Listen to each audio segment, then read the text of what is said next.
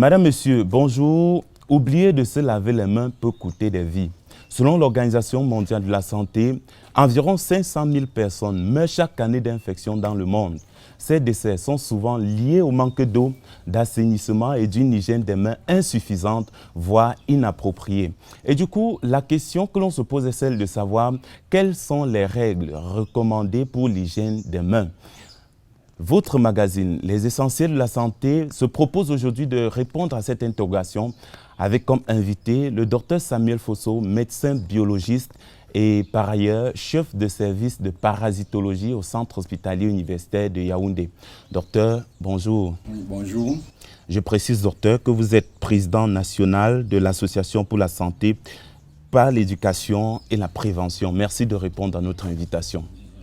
D'accord. D'entrée de jeu, docteur, on parle constamment des mains sales ou des mains souillées. De quoi s'agit-il au juste? Merci pour l'invitation. Quand on dit mains sales, ça veut dire des mains qui contiennent des microbes pouvant transmettre des maladies. Même si apparemment vous croyez que c'est clair, mais si ça contient des microbes pouvant transmettre des maladies, ce sont des mains sales. Voilà. Docteur, quels sont les actes ou les gestes qui peuvent contaminer nos mains? Alors, qu'est-ce qui peut, n'est-ce pas, transmettre ces microbes aux mains? Donc, il y a plusieurs mécanismes. Il y a le mécanisme personnel. C'est-à-dire que si vous faites, par exemple, vos besoins et vous ne lavez pas les mains de façon appropriée, vous allez souiller vos mains de ces microbes. Donc, ces microbes proviennent directement de vous. Il y a maintenant des contacts interpersonnels par les salutations.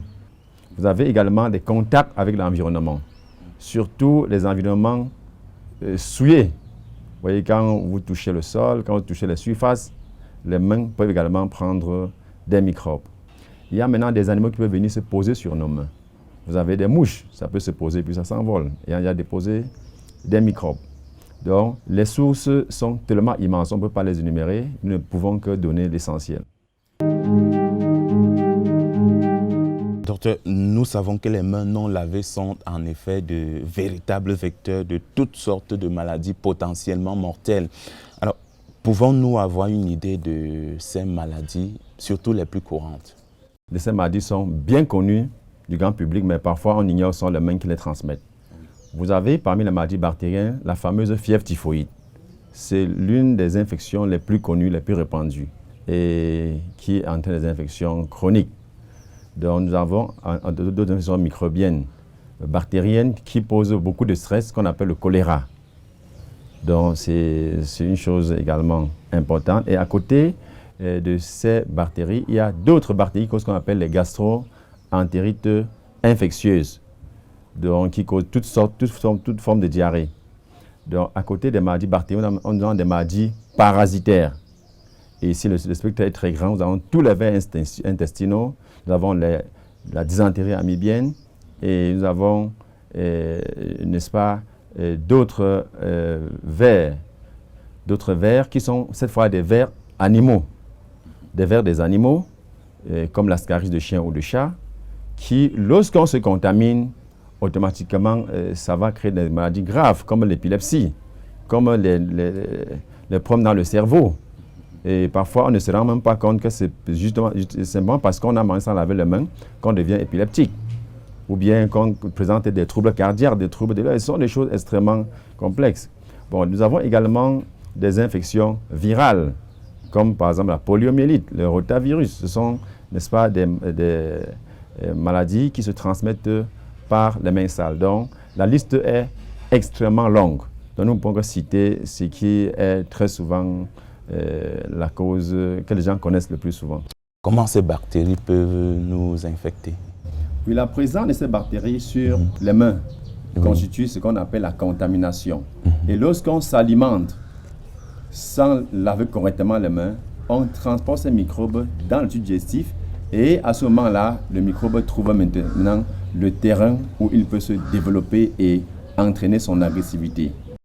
Donc ça, c'est la façon dont les microbes nous contaminent. Donc ça passe par les mains sales.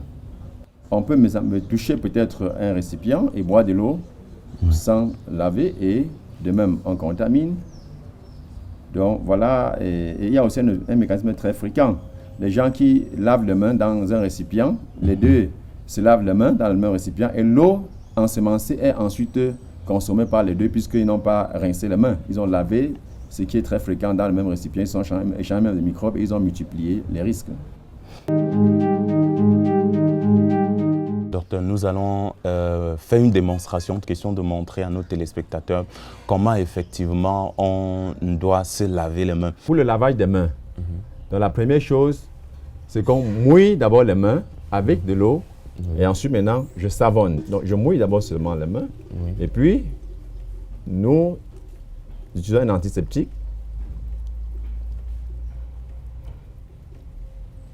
Voilà. Et nous pouvons le déposer là parce qu'on... Et puis, voilà, on arrête. On frotte les mains. Vous voyez, on frotte les mains. Oui. On insiste sur les plis. Vous voyez, j'insiste sur les plis, donc je frotte les plis. Pourquoi on insiste sur les plis? Parce que les plis concentrent beaucoup de microbes. Oui. On insiste sur les plis. Vous voyez, j'enfile les doigts pour laver le fond des plis.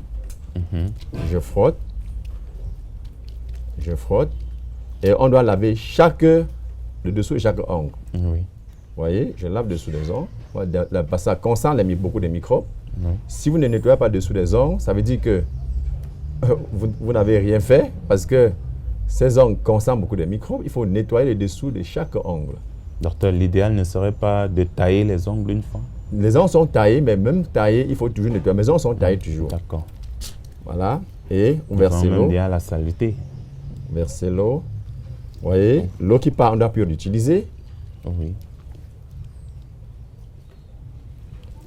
Et quelle quantité d'eau faut-il utiliser jusqu'à ce que ce soit bien propre. Oui. On ne doit pas économiser l'eau pour se laver les mains. Jusqu'à ce que ce soit bien propre. Ça veut dire qu'on peut utiliser toute une bouteille d'eau minérale. Même plus, quand il le faut. Question de rendre les mains propres. Propre.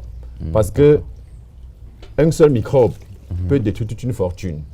Alors que 10 litres d'eau, ça ne coûte pas grand-chose. Mais docteur, on fait comment pour savoir que les mains sont propres? Quand vous avez respecté ces règles, oui. Quand vous avez respecté, versez suffisamment. Voilà. Quand vous avez respecté ces règles, vos mains sont propres. Voilà. Quand vous avez respecté que les mains sont propres, et ensuite aux téléspectateurs. Voilà, les mains sont propres. Ensuite, il faut éviter de ressalir. Donc, je veux un papier propre pour essuyer. Voilà, il est propre, donc il vient de sortir de son emballage, donc ce n'est pas souillé. Et on utilise pour essuyer les mains. Si on doit les essuyer, parce qu'on peut manger, si c'est pour manger sans essuyer les mains. Donc si on les essuie, il faut s'assurer que la serviette qu'on utilise soit propre. Oui. Et il faut aussi être beaucoup vigilant. Parce que parfois, quand vous voulez essuyer les mains, on vous apporte une serviette. Et si vous ne regardez pas bien, vous risquez de ressalir à nouveau vos mains. Et ne plus bénéficier de la protection du lavage des mains. D'accord. Voilà. Donc, à la fin, maintenant, on jette dans la poubelle. Et donc, comme notre récipient, comme on n'a pas de poubelle séparée, nous pouvons jeter pour le moment ici. Oui. Et les mains sont propres. Docteur, que veut dire se désinfecter les mains?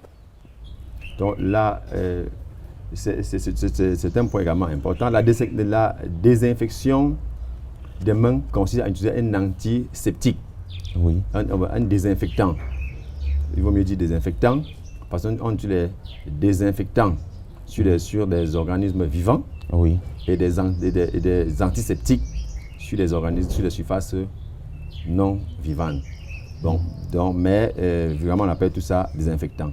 Donc, on utilise pour arrêter ou tuer certains microbes sur les mains. Donc, si on utilise un désinfectant sur les mains, ça aide à réduire, à détruire certains microbes et rendre les mains, sur le plan bactériologique, acceptables. Et quand faut-il se désinfecter les mains, docteur?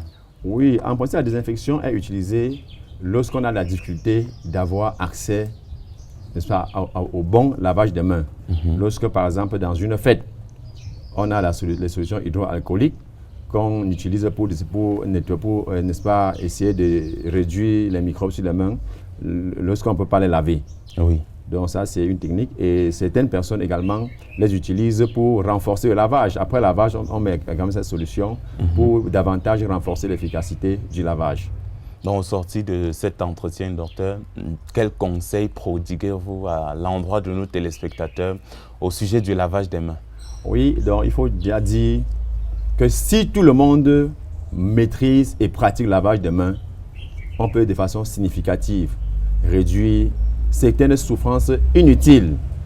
Et quand nous disons souffrance, ça peut être des souffrances qui vont jusqu'à la mort, jusqu'à détruire la qualité de la vie. Vous voyez, l'enfant, votre enfant qui fait l'épilepsie, il ne faut pas imaginer que c'est juste parce qu'on n'a pas bien lavé les mains. L'enfant qui a une maladie du foie que personne n'arrive à comprendre l'origine, c'est souvent parce qu'il n'a pas bien lavé les mains. Les gens qui ont des troubles du cœur, du cerveau, parfois on passe tout le temps chez le neurologue, chez le cardio, alors que c'était simplement parce qu'on n'a pas bien lavé les mains. Donc, bien laver ses mains et à tout moment où il faut, c'est la meilleure façon de se protéger et de protéger les autres. Docteur Samuel Fotso, médecin biologiste, infiniment merci d'avoir répondu à notre invitation. C'est moi qui vous remercie.